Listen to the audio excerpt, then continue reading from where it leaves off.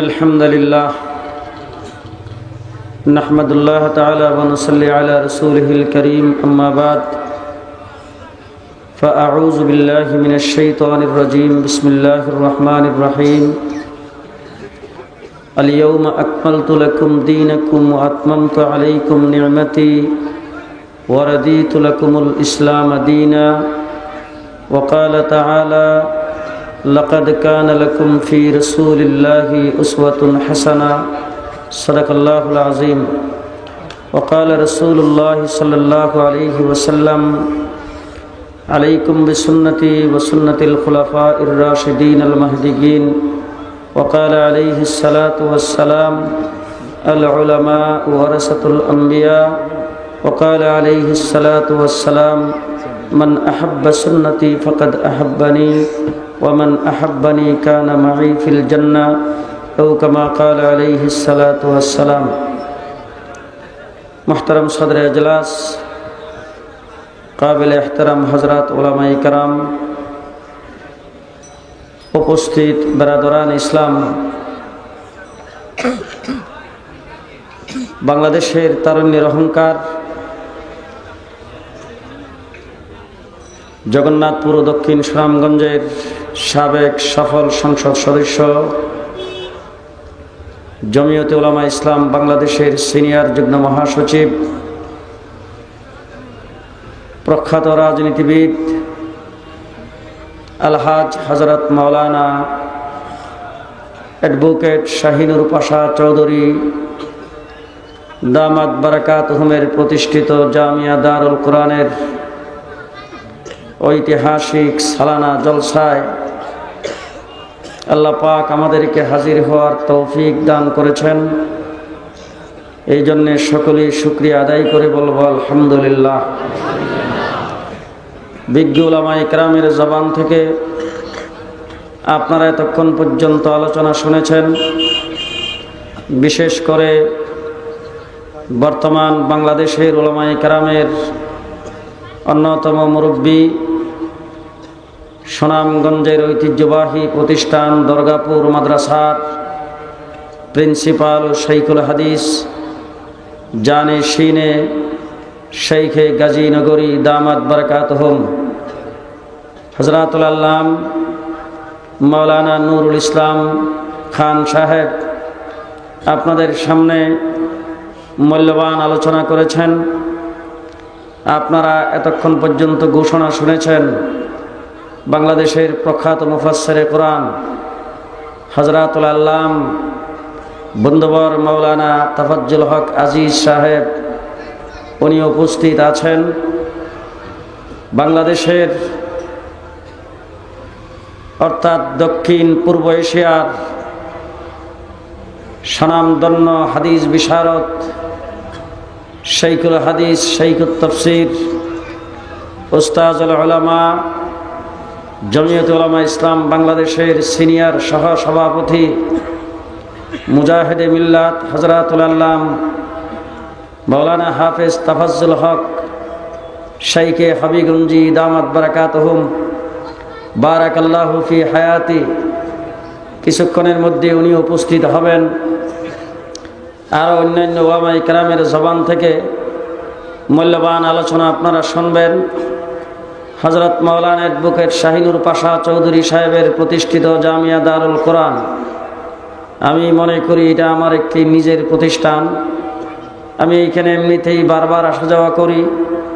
আমার মনও চাচ্ছে যে এইখানে এসে দীর্ঘ সময় থাকি, উলামায়ে কেরামের বয়ান শুনি, আপনাদের সঙ্গে কথাবার্তা বলি। কিন্তু ক্লান্ত পরিশ্রান্ত হওয়ার কারণে সময়ের অভাবে আমি এসে স্টেজে উঠতে হয়েছে। আমি আসলে সময় আপনাদের সামনে নেব খুব কম, কিন্তু কথা বলবো একটু বেশি। এই জন্য আপনারা আমার কথার সাথে কিছুটা সাথ দেবেন। আজকের এই মাহফিলটা এখানে যে অনুষ্ঠিত হয়েছে হযরত মাওলানা অ্যাডভোকেট শাহিনুর পাশা চৌধুরী সাহেবের এই মাহফিলের ইন্তজাম তিনি করেছেন।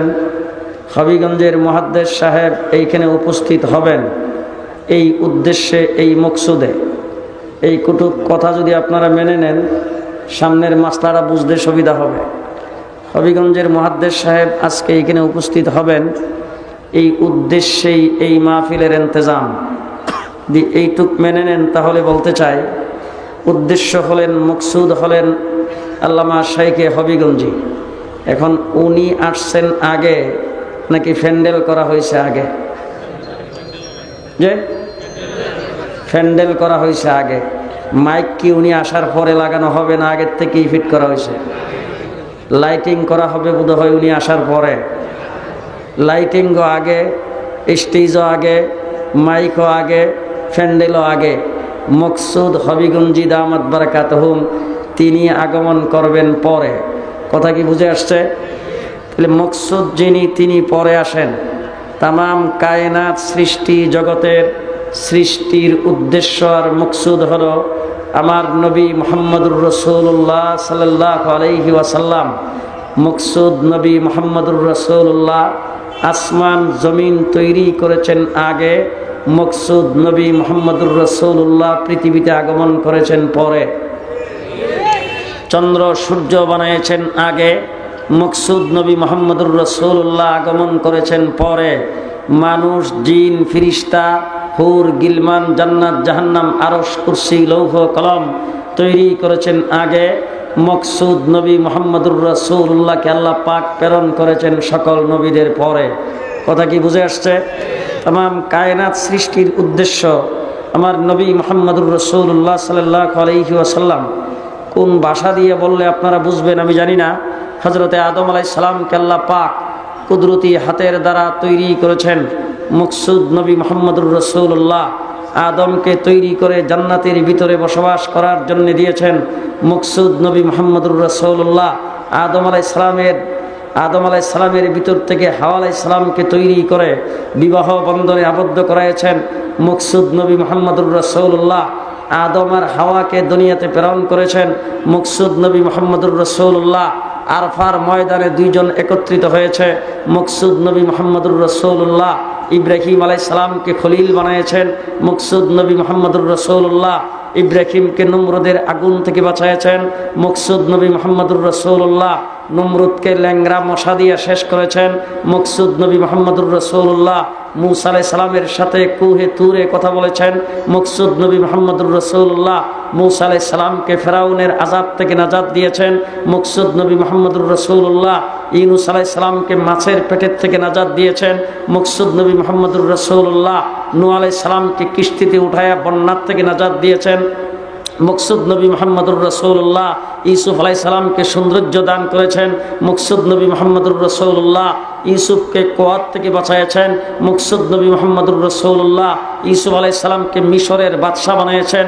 মকসুদ নবী মুহাম্মদুর রাসূলুল্লাহ দাউদ আলাইহিস সালামের হাতে লোহাকে নরম করে দিয়েছেন। মকসুদ নবী মুহাম্মদুর রাসূলুল্লাহ সুলাইমান আলাইহিস সালামকে রাজত্ব দান করেছেন। মকসুদ নবী মুহাম্মদুর রাসূলুল্লাহ সুলাইমান আলাইহিস সালামের জন্য হাওয়াকে তাবে বানিয়ে দিয়েছেন। মকসুদ নবী মুহাম্মদুর রাসূলুল্লাহ ঈসা আলাইহিস সালামকে মারিয়ামের ঘরে বিনা বাপে জন্ম দিয়েছেন। মকসুদ নবী মুহাম্মদুর রাসূলুল্লাহ ঈসা আলাইহিস সালামকে আসমানে উঠায় নিয়েছেন। মকসুদ নবী মুহাম্মদুর রাসূলুল্লাহ সাল্লাল্লাহু আলাইহি ওয়াসাল্লাম। তামাম কায়নাত সৃষ্টির মকসুদ উদ্দেশ্য আমার নবী মুহাম্মদুর রাসূলুল্লাহ সাল্লাল্লাহু আলাইহি ওয়াসাল্লাম। এখন আমরা দুনিয়াতে যত কাজকর্ম করি মকসুদটা কিন্তু সকলের পরে হাসিল হয়, মকসুদ আগে হয় না। আগে যাবতীয় ব্যবস্থাপনা করতে হয়, মকসুদ আসে সকলের পরে। যেমন দেখেন আমরা চাউলের ভাত খাই, চাউল হইল সকলের পরে। আগে সর্বপ্রথম ধানটারে পানি দিয়ে ভিজাইয়া তারপরে এটারে ভালো করে চাপা দিয়ে জাগ দিয়ে রাখার পরে 2-3 দিন পরে বের হয় গেরা যে বের হইছে মকসুদ হইল চাউল। এরপর এটারে কাদা মাটির মধ্যে নিয়ে ফেলাইছে, মকসুদ হইল চাউল। এরপর ওখানে জ্বালা গাছ কিছুটা বড় হইছে, মকসুদ হইল চাউল। এখান থেকে উঠাইয়া তারপরে ক্ষেতের মধ্যে লাইন ধরে নিয়ে লাগাইছে, মকসুদ হইল চাউল। এরপর এটার পেছনে মেহনত করছে, সার দিছে, গোবর দিছে, পানি দিছে, হুইটার দিছে, আগাছা পরিষ্কার করছে, মকসুদ হইল চাউল। ধান গাছ বড় হইয়া ধানের শীষ ধরছে, মকসুদ হইল চাউল। এরপরে ধান পাকার পরে কাইটা বাড়িতে আনছে, মকসুদ হইল চাউল।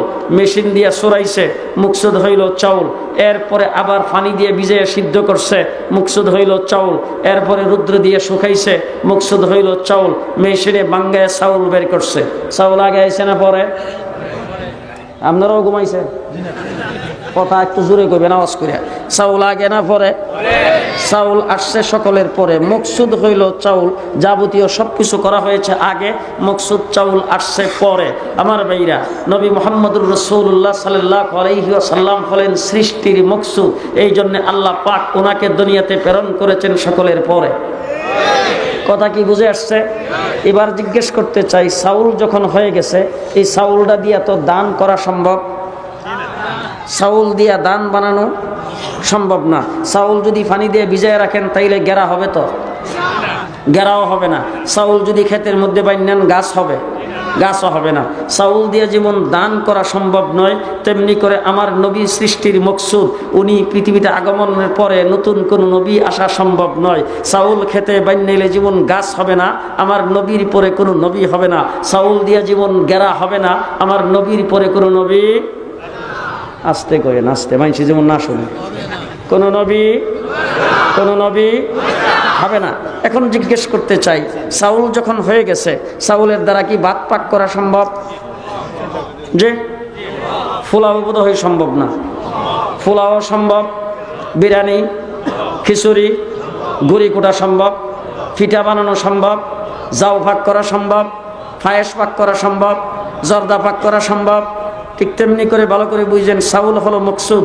চাউল হয়ে যাওয়ার পরে চাউল দিয়ে যেমন ভাত পাক করা সম্ভব, তেমনি করে নবী মুহাম্মদুর রাসূলুল্লাহ সাল্লাল্লাহু আলাইহি সাল্লামের ইলমে নবুয়ত থেকে আল্লামা শাহীনুর পাশা চৌধুরী হওয়া সম্ভব। মুহাম্মদুর রাসূলুল্লাহ সাল্লাল্লাহু আলাইহি সাল্লাম হলেন মকসুদ। চাউল দিয়ে যেমন ভাত পাক করা সম্ভব, তেমনি করে আমার নবীর নবুয়ত থেকে শাইখুল হাদিস তাফাজ্জুল হক হওয়া সম্ভব। চাউল দিয়ে যেমন পিঠা বানানো সম্ভব, আমার নবীর ইলমে নবুয়ত থেকে আল্লামা শেখ ইমাম বারি হওয়া সম্ভব। চাউল দিয়ে যেমন পোলাও পাক করা সম্ভব, আমার নবীর নবুয়ত থেকে মুফতি ফজলুল হক আমিনী হওয়া সম্ভব। চাউল দিয়ে যেমন ফেন্নি পাক করা সম্ভব, আমার নবীর নবুয়ত থেকে শাইখুল হাদিস আল্লামা আজিজুল হক হওয়া সম্ভব।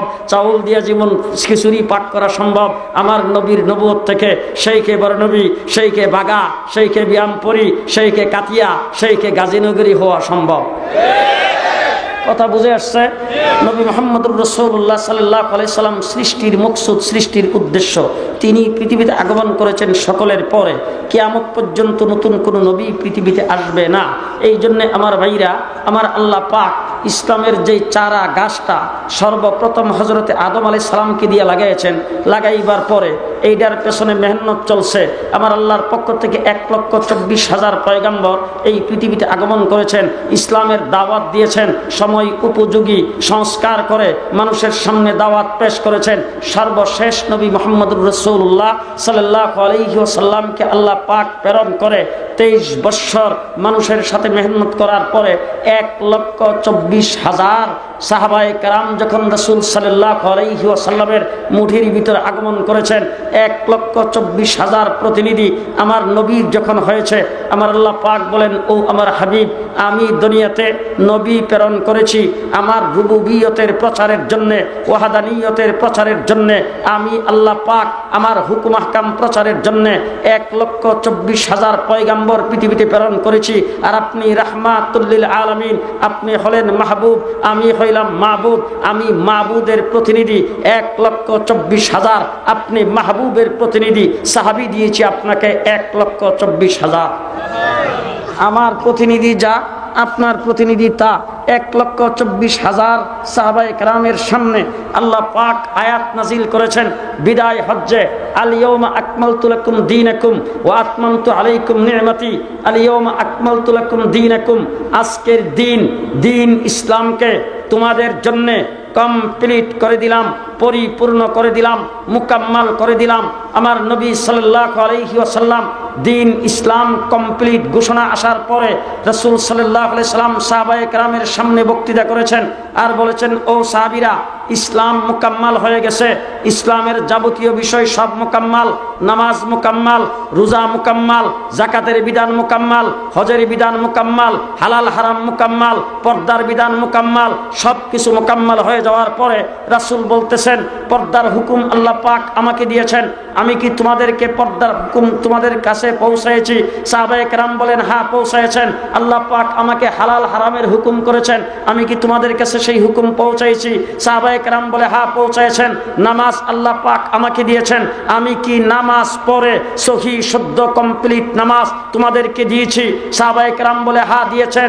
রোজা আল্লাহ পাক আমাকে দিয়েছেন, আমি তোমাদের সামনে রোজা রেখে রোজার তরিকা তোমাদেরকে বাতাইছি। সাহাবায়ে কেরাম বলে হ্যাঁ বাতাইছেন। হজ আল্লাহ পাক আমাকে দিয়েছেন, আমি তোমাদেরকে নিয়ে এসে হজ করে হজের বিধান তোমাদেরকে বাঁচাইছি। সাহাবায়ে কেরাম বলে হ্যাঁ বাতাইছেন।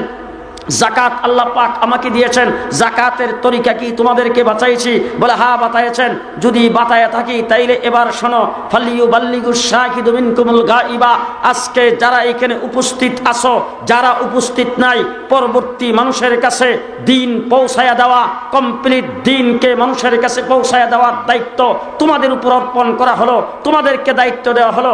সাহাবায়ে কেরামের ইতিহাস তালাশ করে দেখেন, অ্যাডভোকেট শাহিনুর পাশা চৌধুরীকে জিজ্ঞাসা করে দেখেন, ইতিহাসের ছাত্র, আইনের ছাত্র, ওনাকে জিজ্ঞেস করে দেখেন।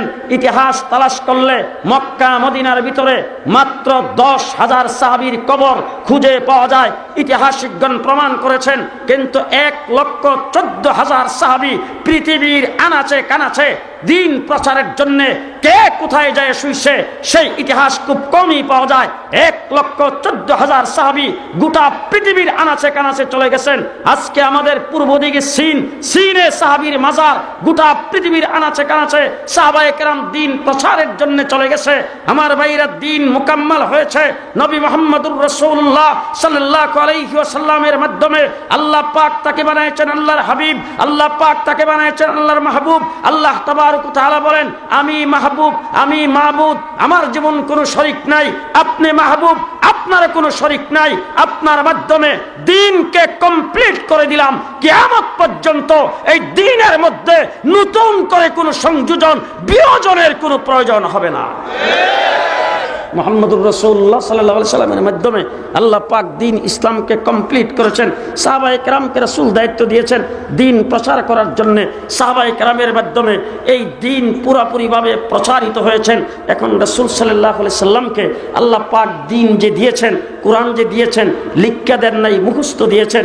মুখস্থ হুজুর আকরাম সাল্লাল্লাহু আলাইহি ওয়াসাল্লাম মুখস্থ সাহাবায়ে কেরামের সামনে সেই দিনকে পৌঁছায়েছেন। সাহাবায়ে কেরাম সেই দিনকে মুখস্থ করে রেখেছেন। মুখস্থ আসতেছে আমার ভাইরা, সেই মুখস্থ চলার পরে দিন যখন কমপ্লিট হয়ে গেল, দিন যখন প্রচারিত হয়ে গেল, এরপরে আসছেন 2-3 নম্বর তবকা। সেই 3 নম্বর তবকা হলো দিন এখন লিপিবদ্ধ হওয়া দরকার। আমার আল্লাহ তাবারক ওয়া তাআলা 70 জন সাহাবীর জমানায় হযরতে ইমামে আজম আবু হানিফা রাহমাতুল্লাহি আলাইহিকে জন্ম দিয়েছেন। 70 জন সাহাবীর জমানায় ইমামে আজম আবু হানিফাকে জন্ম দিয়ে ইমাম আজম আবু হানিফার মাধ্যমে আল্লাহ পাক সেই দিনকে লিপিবদ্ধ করেছেন। একটা একটা করে ভালো করে মনে রাখবেন, দিন কমপ্লিট হয়েছে, মুকাম্মাল হয়েছে আমার নবী মুহাম্মদুর রাসূলুল্লাহ সাল্লাল্লাহু আলাইহি ওয়াসাল্লামের মাধ্যমে। 2 নম্বরে দিন প্রচারিত হয়েছে সাহাবায়ে কেরাম আজমাইনের মাধ্যমে। 3 নম্বরের কাজটা বাকি আছে, দিন লিখিত পত্র হওয়া দরকার। হযরত দারুল কোরআন মাদ্রাসায় দিন লিখিতভাবে পড়াইতে হবে, ছাত্ররা পড়তে আসবে, তাদের হাতে কিতাব দিতে হবে। সর্বপ্রথম এই দিন লিপিবদ্ধ করার ব্যবস্থা আল্লাহ পাক ইমামে আজম আবু হানিফা রাহমাতুল্লাহি আলাইহিকে জন্ম দিয়ে আল্লাহ পাক সেই ব্যবস্থা করেছেন। ইন্না আউয়ালা মান দাব্বানা ইলমুশ শরিয়াতি রাত্তাবাহু আবওয়াবান ওয়া হুয়া আবু হানিফা। হযরত ইমাম আবু হানিফা রাহমাতুল্লাহি আলাইহি ওই ব্যক্তি যিনি সর্বপ্রথম দ্বীন ইসলামকে, ইলমে শরীয়তকে হযরত এই উম্মতের জন্য সর্বপ্রথম লিপিবদ্ধ করে তরতিব দিয়ে মানুষের সামনে পেশ করেছেন। তিনি হলেন ইমামে আজম আবু হানিফা রাহমাতুল্লাহি আলাইহি। ইমামে আজম আবু হানিফা জন্মগ্রহণ করেছেন কুফায়। আমার ভাইরা, ইতিহাস তালাশ করলে দেখতে পায় হযরতে ইমামে আজম আবু হানিফা কুফায় কেন জন্মগ্রহণ করলেন, তাকে আল্লাহ পাক কুফায় কেন প্রেরণ করলেন। আমার রাসূল সাল্লাল্লাহু আলাইহি ওয়াসাল্লাম বলেছেন, আনা মদিনাতুল ইলমি আলী ও বাবুহা, আমি হইলাম ইলমের শহর, আলী হইল সেই ইলমের দরজা। তাইলে হযরতে রাসূলুল্লাহ সাল্লাল্লাহু আলাইহি ওয়াসাল্লামের পরে সর্বপ্রথম খলিফাতুল মুসলিমিন হয়েছেন হযরত আবু বকর সিদ্দিক। আমার নবীর পরে সর্বপ্রথম হুকুম জারি করার দায়িত্ব পেয়েছেন আবু বকর সিদ্দিক। আমার নবীর পরে মসজিদ নববীর ইমামতি করেছেন হযরত আবু বকর সিদ্দিক। আবু বকর সিদ্দিক হুকুম জারি করেছেন, আবু বকর সিদ্দিক সৈন্য পরিচালনা করেছেন, আবু বকর সিদ্দিক ফতোয়া দিয়েছেন, আবু বকর সিদ্দিক লোকজনকে পড়াইয়েছেন, আবু বকর সিদ্দিক আমিরুল মুমিনিন খলিফাতুল মুসলিমিনের রাষ্ট্র পরিচালনা করেছেন। তিনিও ছিলেন মদিনায়, ইমামতি করছেন মদিনায়, রাষ্ট্র চালাইছেন মদিনায়, ইন্তেকাল করেছেন মদিনায়, দাফন করা হয়েছে মদিনায়। 2 নম্বর খলিফা হযরত ওমর ইবনুল খাত্তাব আবু বকর সিদ্দিকের আসনে বসার পরে তার ইতিহাস তালাশ করলে দেখা যাবে রাষ্ট্র পরিচালনা করছেন মদিনায়, ইমামতি করছেন মদিনায়, হুকুম জারি করছেন মদিনায়, সৈন্য পরিচালনা করছেন মদিনায়, তারপরে ফতোয়া দিয়েছেন মদিনায়, শেষ পর্যন্ত শাহাদাত বরণ করেছেন আমার রাসূলের মুসাল্লায় মদিনায়। তারপরে তাকে দাফন করা হয়েছে রাসূলের রওজার কিনারে মদিনায়। 3 নম্বর খলিফা হযরত উসমান আয়েশা রাষ্ট্র পরিচালনা করছেন মদিনায়, ইমামতি করছেন মদিনায়, হুকুম জারি করছেন মদিনায়, প্রিন্সিপালগিরি করেছেন মদিনায়, সৈন্য প্রেরণা করেছেন মদিনায়, আমার ভাইরা সবকিছু করেছেন মদিনায়, শাহাদাত বরণ করেছেন মদিনায়। তারপরে তাকে দাফন করা হয়েছে জান্নাতুল বাকিতে মদিনায়। এবার 4র্থ খলিফা হযরতে আলী। আলী সম্পর্কে রাসূল বলেছেন আলী ও বাবুহা, আলী হইল ইলমের দরজা। তিনি আয়েশা, হযরত ওমর ইবনুল খাত্তাব, হযরত আবু বকর সিদ্দিক, হযরত উসমান 3 জনের আসনে 3 জনের ইলম আমল নিয়ে তারপরে যখন আসনে বসেছেন, বসে তিনি সবকিছু বুঝে শুনে নিয়ে সুজা চলে গেছেন কুফায়। কুফায় যাইয়া রাষ্ট্র পরিচালনা করেছেন, ইমামতি করেছেন কুফায়, হুকুম জারি করেছেন কুফায়, প্রিন্সিপালগিরি করেছেন কুফায়। হযরতে আলী রাদিয়াল্লাহু তাআলা আনহু, আলী ও বাবুহা, সেই আলী কুফাতে শাহাদাত বরণ করেছেন, দাফন করা হয়েছে কুফায়। আর সেই কুফায় ইমামে আজম আবু হানিফা জন্মগ্রহণ করে কোরআন এবং হাদিস থেকে আলীর দরজা দিয়ে যেই ইলম বের হয়েছে, সেই ইলম গ্রহণ করে 13 লক্ষ মাসালা উম্মতের জন্য বের করেছেন।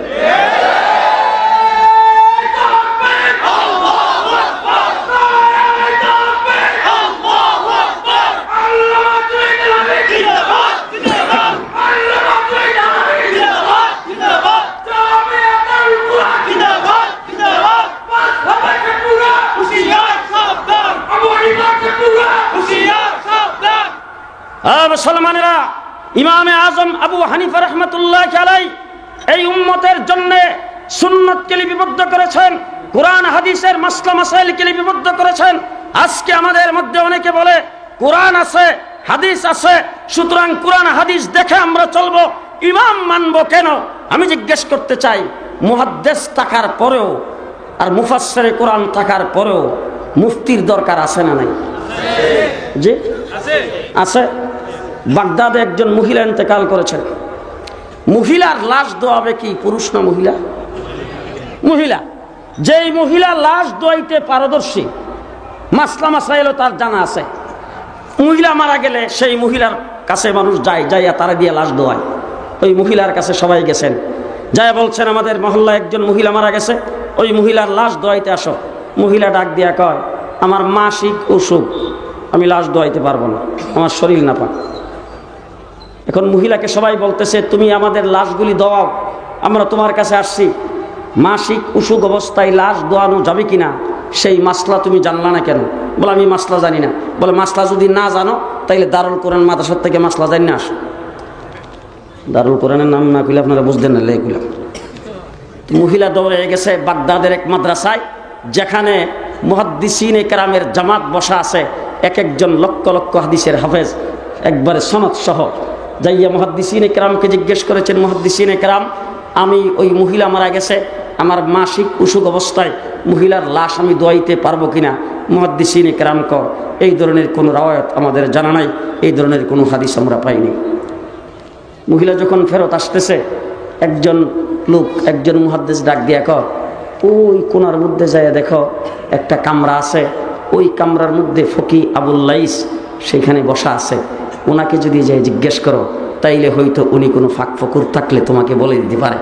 মহিলা ওই ফকির কাছে গেছেন, যাইয়া মুফতি সাহেবকে জিজ্ঞেস করছেন, মুফতি সাহেব মাসিক অসুখ অবস্থায় আমি কি মহিলার লাশ দোয়াইতে পারবো?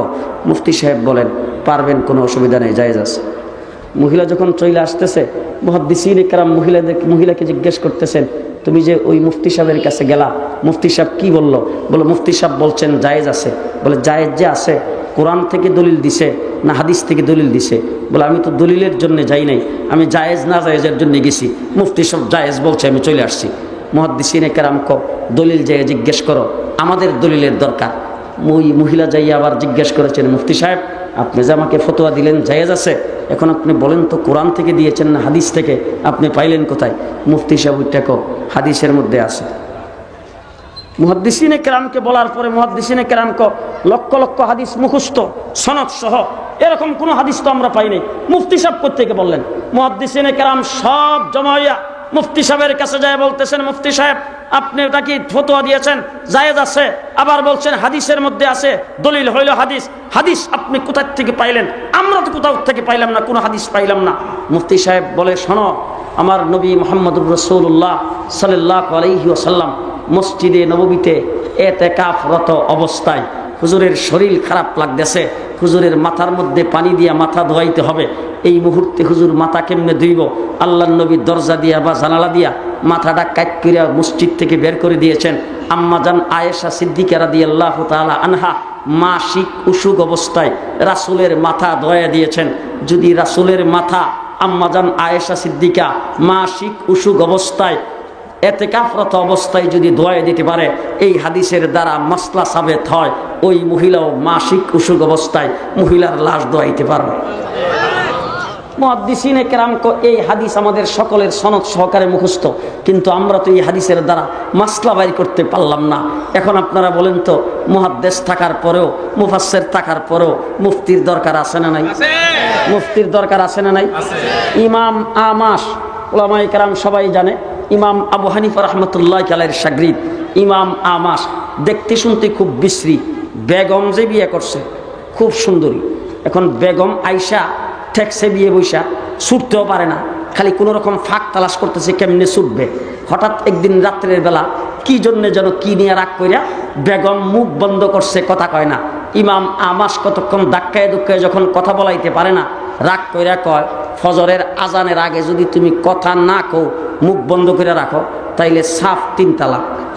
যেই কইছে 3 তালাক, কোয়ার পরে বুধ হইছে যে হাই হাই রে, এমনিই তো ছুটতে চায়। বেগম যে এখন মুখ বন্ধ করছে, আর মুডে খুলবেই না, কারণ তালাক হইলেই তো সে বাঁচলো। ইমাম আমাশ দৌড়াইয়া ইমাম আবু হানিফা রাহমাতুল্লাহ আলাইহির কাছে যায় বলেন, হুজুর সর্বনাশ হইছে। বলে কি হইছে? বলে বেগম রাগ করে চুপ করেছিল, আর আমি বেগমরে কথা বলাইতে পারি নাই, এই জন্য আমিও রাগ করে তারে বলছি সকালে ফজরের আজানের আগে যদি কথা না বলে তাইলে 3 তালাক। এই কথা বলার পরে এখন তো সে মুখ এমন ভাবে তালা দিছে, আর কথা বলবেই না। হুজুর আমি এখন কি করব? ইমাম আবু হানিফা রাহমাতুল্লাহ আলাইহি ইমাম আমাশে ডাক দিয়ে যাইয়া চুপচাপ বেগমের কাছে শুয়ে থাকো, কোনো কথা বইল না, 1 তালাকও হবে না। এখন যাইয়া শুইছে ঠিক হই, মনের ভিতরে মুডও শান্তি নেই, ঘুম মুডও আসে না, কারণ তালাকের মাসলা তো আমিও জানি। ফজরের আজান পর্যন্ত যদি কথা না বলে তাইলে তো তালাক হয়ে যাবে। হুজুর কি আমার আর একটা বিয়ে করে এবার চিন্তা ভাবনা করতেছে নাকি? ঘটনা কি বুঝতে তো পারলাম না। আমার ভাইরা ইমামে আজম আবু হানিফা রাহমাতুল্লাহ আলাইহি মুয়াজ্জিনরে ডাক দিয়ে মুয়াজ্জিন সাহেব আজান দাও, ফজরের নামাজের 1 ঘন্টা আগে। মুয়াজ্জিন কো, হুজুর আজানের তো টাইম হয় নাই, আর 1 ঘন্টা বাকি আছে। বলে বেটা আমি কইছি আজান দেওয়ার জন্য, তোর টাইম আর না টাইম তোর হিসাবের কি দরকার? আজান দে তাড়াতাড়ি। 1 ঘন্টা আগে মুয়াজ্জিনে আজান দিছে। মুয়াজ্জিনে আজান যখন দিছে, আজানের আওয়াজ ইমাম আমাশের ঘরে পৌঁছা মাত্র বেগম ইমাম আমাশে ডাক দিয়া কয়, আজান তো হয়ে গেছে, এখন খুশি হইছে তো? ইমাম আমাশ দৌড়াইয়া আবু হানিফার কাছে যায় বলেন, হুজুর তালাক তো হয়ে গেছে, আজানও হয়ে গেছে, বেগম তো সামানপত্র গুছাইতেছে তার বাবার বাড়িতে চলে যাওয়ার জন্য। হাই হাই কি হইল? ইমাম আবু হানিফা ডাক দিয়ে কয়, চুপ করে বসো, 1 তালাক হয় নাই। কিছুক্ষণ পরে মুয়াজ্জিনকে ডাক দিয়ে কয়, মুয়াজ্জিন ফজরের আজান দাও। আজান দেওয়ার পরে এলান করে দাও, 1 ঘন্টা আগে যে আজান দিছিলাম বিশেষ কারণ বশত দিছিলাম, এখন যে আজান দিলাম এটা ফজরের আজান।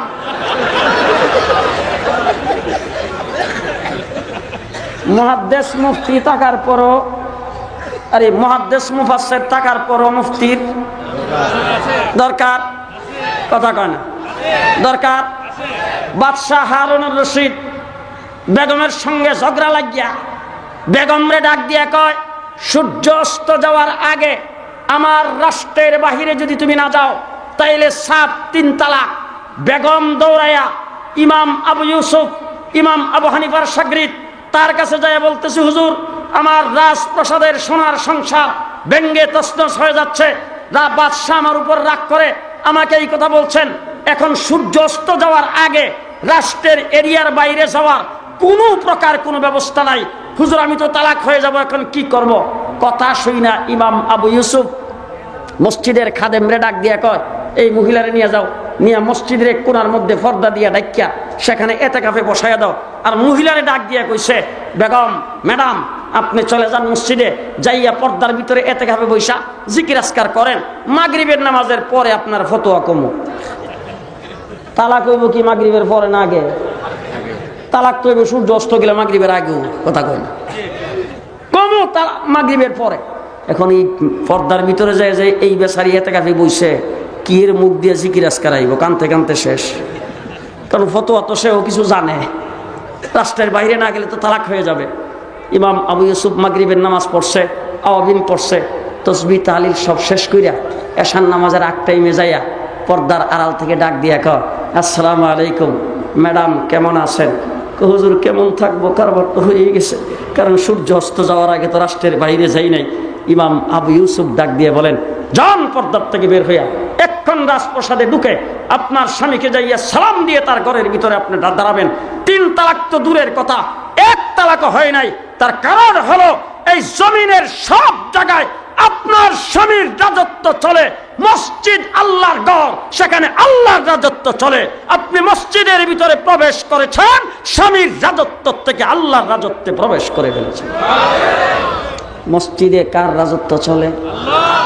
জি, ফাউন্ডেশনের ডিজি,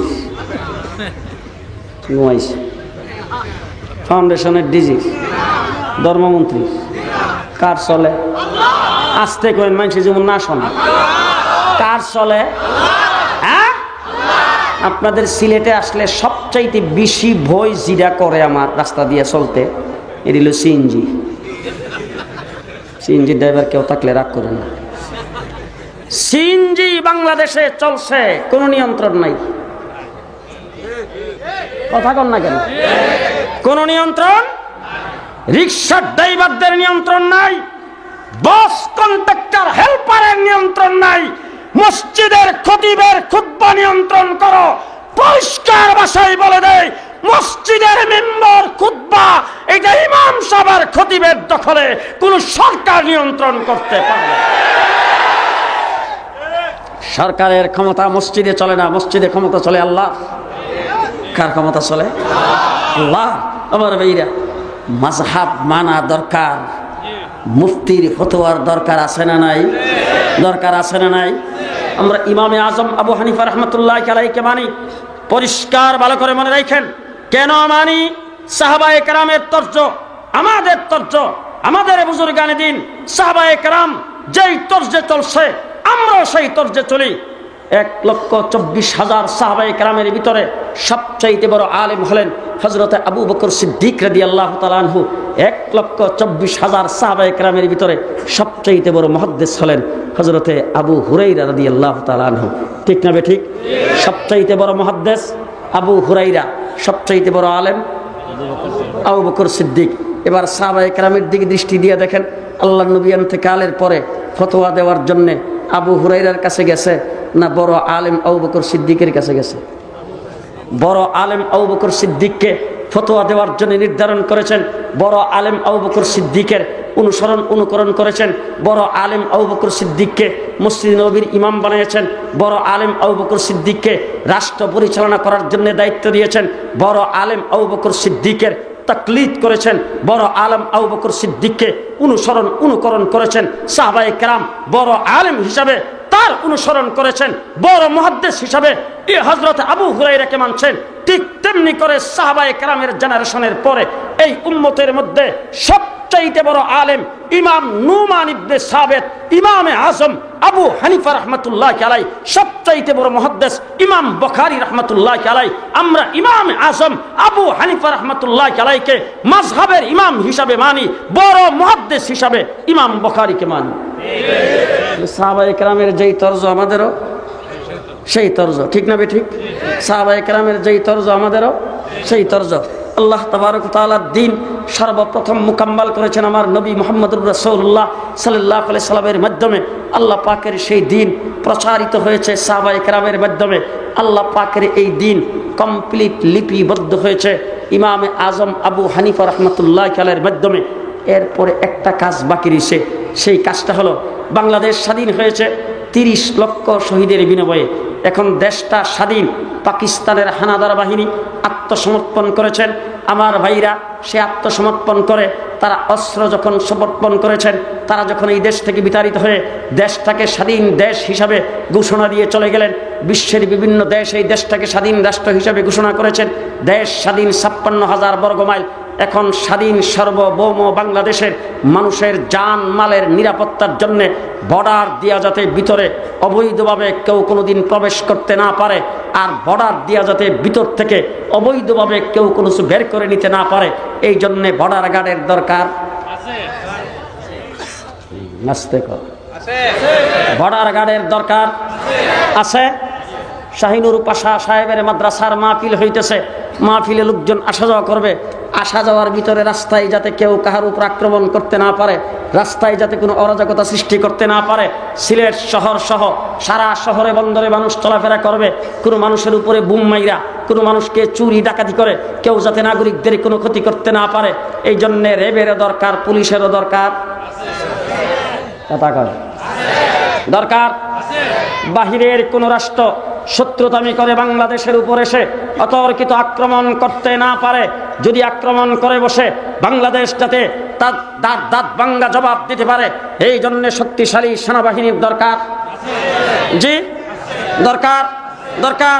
ঠিক তেমনি করে যেই দিন মুকাম্মাল হয়েছে আমার নবীর মাধ্যমে, যেই দিন সাহাবায়ে কেরামের মাধ্যমে প্রচারিত হয়েছে, যেই দিন ইমামে আজম আবু হানিফার মাধ্যমে লিপিবদ্ধ হয়েছে, যেই দিনের গাছের গোড়ায় তাইফের জমিনে আমার রাসূল রক্ত দিয়েছেন, উহুদের লড়াইয়ে দান দান শহীদ করে রক্ত দিয়েছে, হযরতে আমির হামজার লাশটা টুকরা টুকরা করে রক্ত দিয়েছে, হযরতে হুসাইনের লাশ টুকরা টুকরা করে রক্ত দিয়েছে, সাহাবায়ে কেরাম ত্যাগ স্বীকার করেছেন।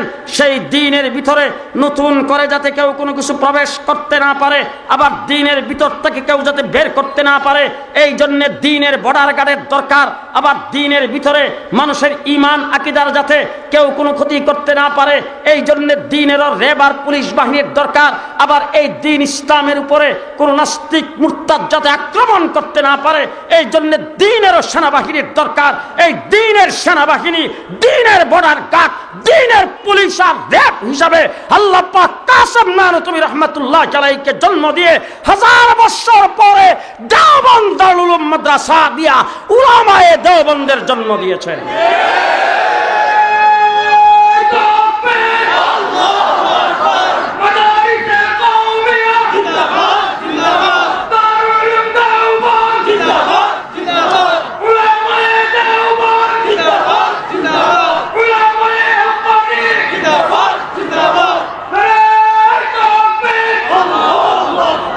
আমার ভাইরা, দারুল উলুম দেওবন্দ ভালো করে মনে রাখেন, এই দারুল কুরআন মাদ্রাসা দারুল উলুম দেওবন্দের শাখা। দারুল উলুম দেওবন্দ মাদ্রাসা হিসাবে, ইমারত হিসাবে বেমিসাল। দারুল উলুম দেওবন্দে যেই দ্বীনের তালিম দেওয়া হয়েছে, সেই তালিমের দিক দিয়েও বেমিসাল। আমার ভাইরা, ইমারত হিসাবে বেমিসাল। কাসেম নানতুবি রাহমাতুল্লাহ আলাইহি ঘুমের মধ্যে স্বপ্ন দেখেছেন আমার নবী মুহাম্মদুর রাসূলুল্লাহ সাল্লাল্লাহু আলাইহি ওয়াসাল্লাম এসে কাসেমকে নিয়ে গেছেন, যায় বলছেন, কাসেম মাদ্রাসা এইভাবে বানাও। লাঠির দ্বারা মাটির মধ্যে দাগ দিয়েছেন। কাসেম নানতুবি সকালবেলা যায় দেখে আল্লাহর নবীর হাতের লাঠির দাগ মাটিতে এখনো দেখা যায়। কাসেম নানতুবি মাদ্রাসা করে নাই, মাদ্রাসার স্বয়ং বাণী মুহাম্মদুর রাসূলুল্লাহ সাল্লাল্লাহু আলাইহি ওয়াসাল্লাম। এই মাদ্রাসা কাসেম নানতুবি রাহমাতুল্লাহ আলাইহি আল্লাহর নবীর প্রকাশ্যে ইশারায়, স্বপ্নের মাধ্যমে ইশারায় এই মাদ্রাসা কায়েম করেছেন।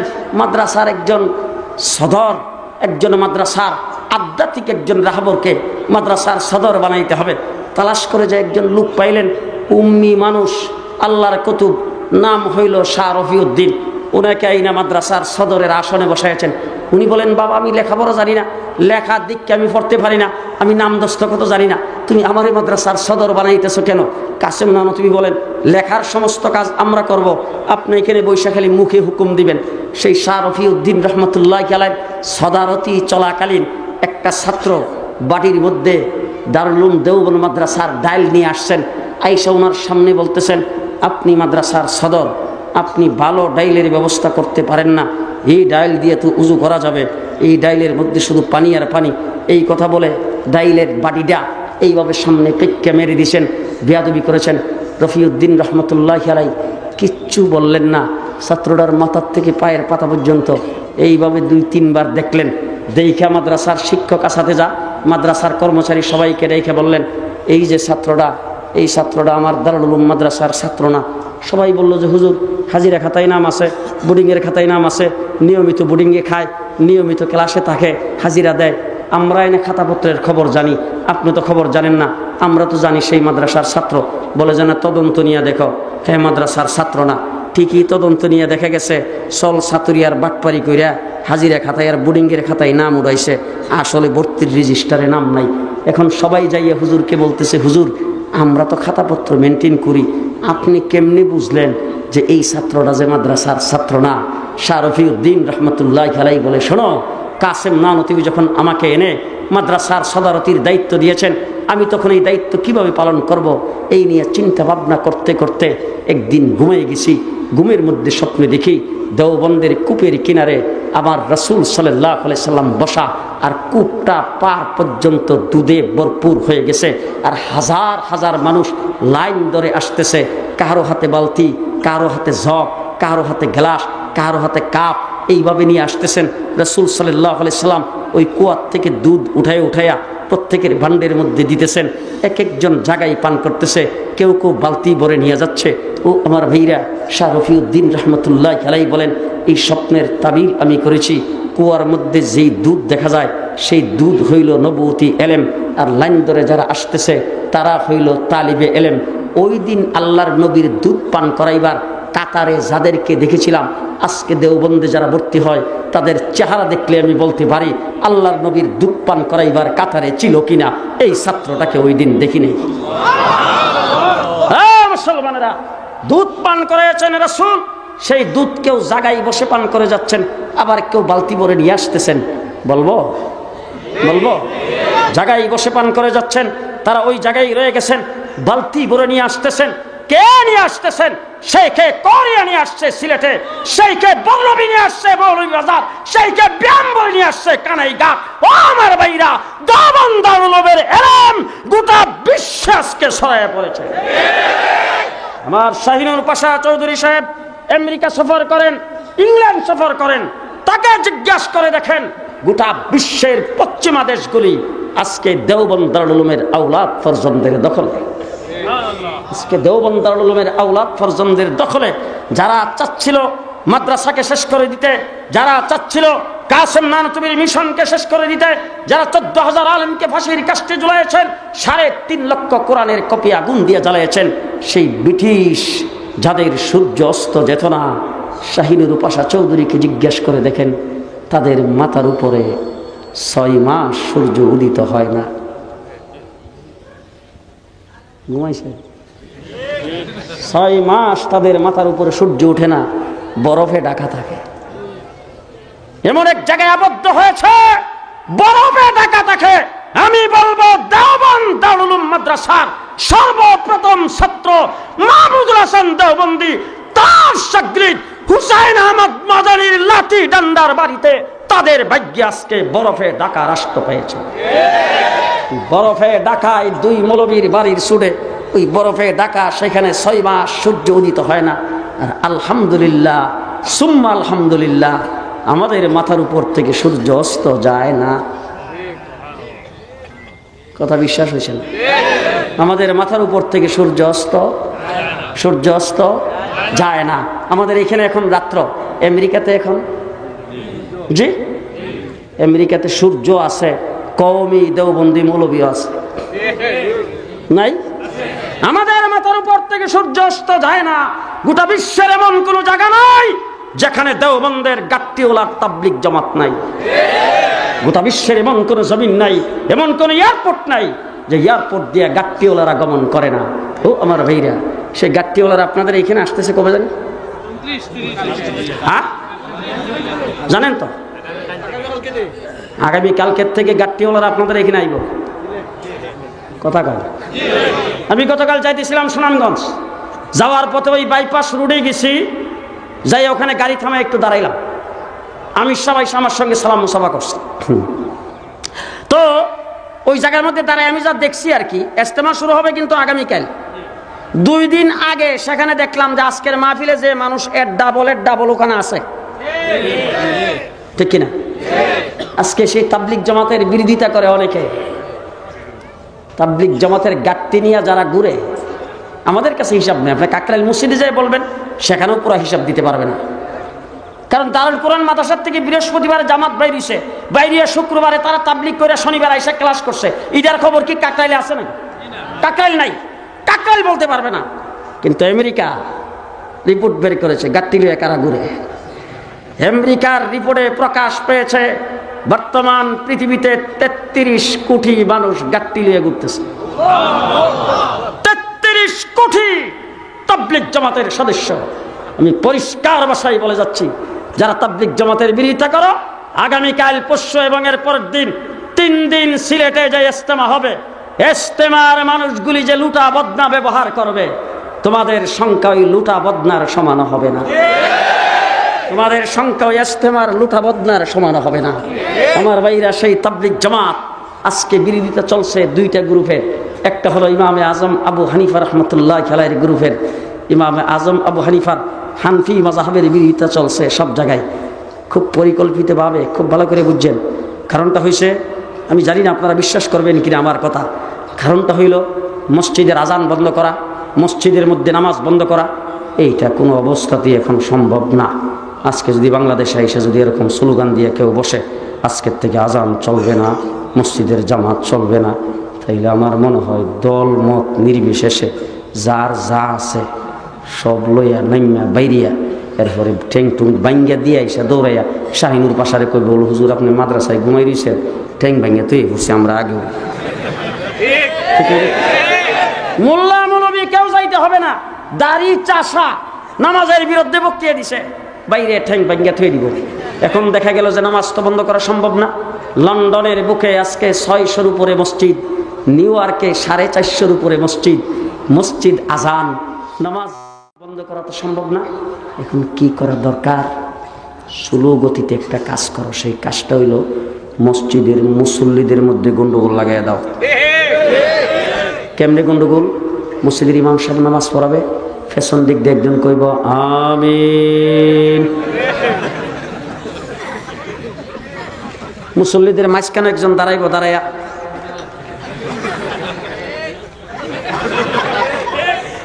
এখন ওই পাশের মুসল্লি হইল শাহিনুর পাশা চৌধুরীর মুরিদ, হিজে উঠতে জিজ্ঞেস করে, বেটা নামাজের মধ্যে নিয়ত এখানে বানছ, আবার বুখারী শরীফে আছে। মসজিদের ইমাম সাহেব দারুল কোরআন মাদ্রাসার মুহাদ্দিস, উনি নামাজের সালাম ফিরে বলবো যাই কেটারে পেছন দিক দিয়ে আমিন কইল, এই টাকা বুখারী শরীফে আছে। এই যে মসজিদের মুসল্লিদের মধ্যে লেগে গেল গন্ডগোল। বিশ্বাস হয় না? বিশ্বাস হয় না? খুবই গভীর ষড়যন্ত্র চলছে মসজিদের মুসল্লিদের মধ্যে গন্ডগোল লাগাও, এক ষড়যন্ত্র।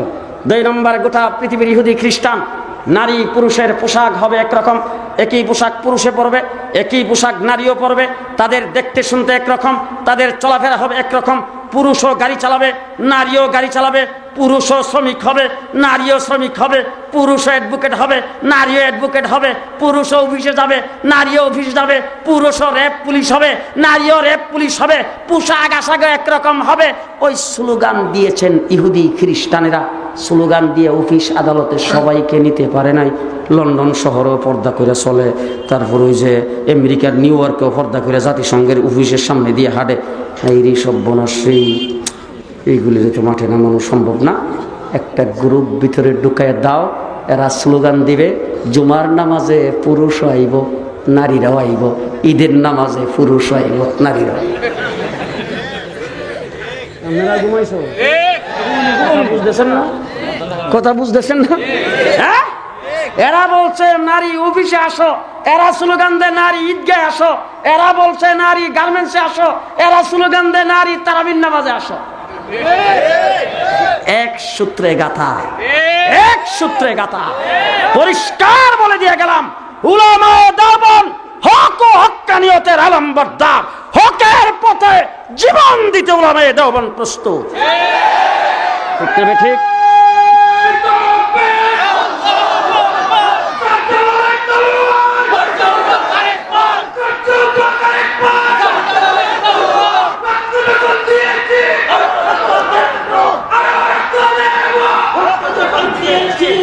আমার ভাইরা, শেষ কথা বলতে চাই, যেমন আমার দেশের র্যাব, পুলিশ, বিডিআর, আর্মি বাংলাদেশের নাগরিকদের জানমাল রক্ষা করার জন্য যখন যেই পদক্ষেপ নেওয়া দরকার সেই পদক্ষেপ গ্রহণ করবে, ঠিক তেমনি করে এই দেশের মানুষের ঈমান, আকীদা, কুরআন, হাদিসকে ঠিক রাখার জন্য উলামায়ে দেওবন্দ যখন যেই পদক্ষেপ গ্রহণ করা দরকার সেই পদক্ষেপ গ্রহণ করবে।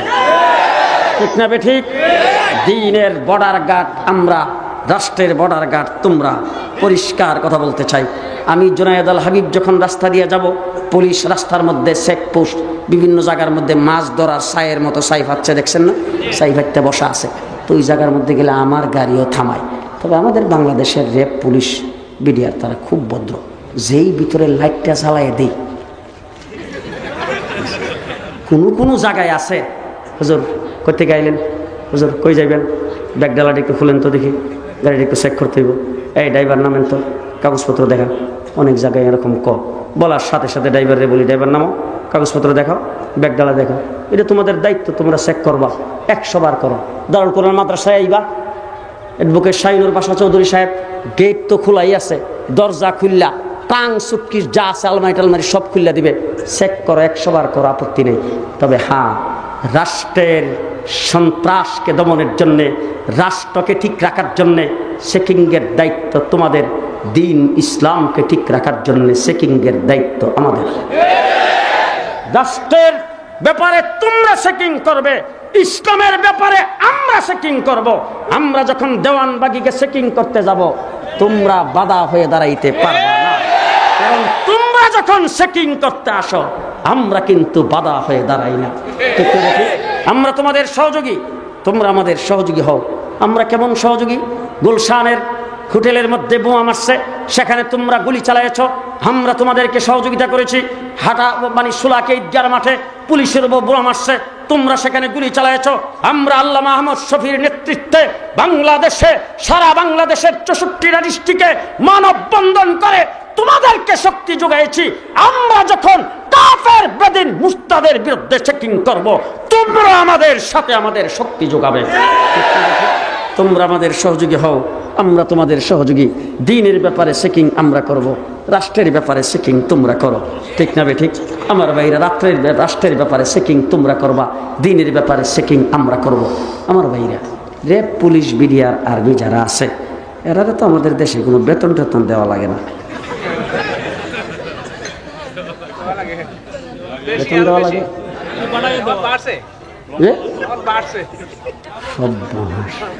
কাপড়, জুতা, চশমা, চিকিৎসা, বাচ্চা ফেডো থাকতে তার বউয়ের যাবতীয় খরচ, বাচ্চা জন্ম হওয়ার পরে দুধের খরচ, এরপরে হ্যাঁ স্কুলে ভর্তি হইলে শিক্ষার খরচ, যাবতীয় সব কিছু দিয়া হেরারে ফালা লাগে। তার কারণটা কি? কারণটা হইলে হেরা রাষ্ট্রের পাহারাদার। কি এর পাহারাদার? রাষ্ট্রের পাহারাদার। আর শাহিনুর পাশা চৌধুরীর দারুল কোরআন মাদ্রাসা হইল ইসলামের পাহারাদার। হেরারে বেতন দাম লাগে, আমরা কিচ্ছুই লাগে না। আমরারও লাগে জি। মানে আমি এতক্ষণ পর্যন্ত মাইকে জিরে শুনলাম শাহিনুর পাশা চৌধুরীর লোকে যারা বেশি খাতির, এরা এসে হয়তো শরমে হোক, লজ্জায় হোক, পাশাবের লোকে বন্ধুত্ব আছে, যদি একটা কিছু না কর না দে কেমন দেখা যায়। ওনার এসে বন্ধুত্বের খাতিরে কিছু দিয়ে দিছে। আর আপনারা যারা ওয়াজ শুনতে আইসে, একজনের কাছ থেকে কিছু শুনি নাই। হেড্ডা মানুষকে একটু পেতারবেন বলো, হুজুর আমি 10,000 টাকা দিয়া এই মাদ্রাসায় সহযোগিতা করি। মাত্র 4 না 5 বছর হয়েছে এত বড় মাদ্রাসা। সুবহানাল্লাহ, যদি শাহিনুর পাশারে আপনারা সবাই মিলে সহযোগিতা করে, তাহলে আগামী 10 বছরের ভিতরে গোটা বাংলাদেশের মার্কাজ বানায় ছেড়ে দিবে। গোটা বাংলাদেশের কারণ এটা তো আমার লাগান কাঠমোল্লা না, কাঠমোল্লা বুঝেন তো, আমি মাদ্রাসায় বই রয়েছি কাঠমোল্লার, এটা হেড বুকেট ঢাকা ইউনিভার্সিটি পুরাটা পাস, বুঝেন ঢাকার বার্তা, এটা আমার লাগান কাঠমোল্লা না, সব কিছু জানা আছে। কোর্টের মধ্যে যায় দাঁড়াবে, বিচারপতির সামনে মোকাবেলা করে তারপরে তার আসামিদেরকে জিতায় নিয়ে আসবে, সংসদে যাইয়া দাঁড়াবে, প্রখ্যাত পার্লামেন্টারিয়ান মাদ্রাসায় এসে বসবে, সেখানে বুখারী শরীফের দর্শ দিবে। আমার লাগান কাঠমোল্লা না, এটা কথা বুঝে আসছে। সুতরাং এর যদি সহযোগিতা করেন তাহলে মাদ্রাসা মার কাজে পরিণত হয়ে যাবে। আর দারুল কোরআন মাদ্রাসা যদি মার কাজ হয়, কাহার কোনো বাধা বিঘ্ন নাই, সমস্ত দিন ইসলামের কাজের মার কাজ হবে এইটা। এখান থেকে শাহিনুর পাশা খুনকার দেবে, সারা বাংলাদেশ তরতর করে কাঁপবে।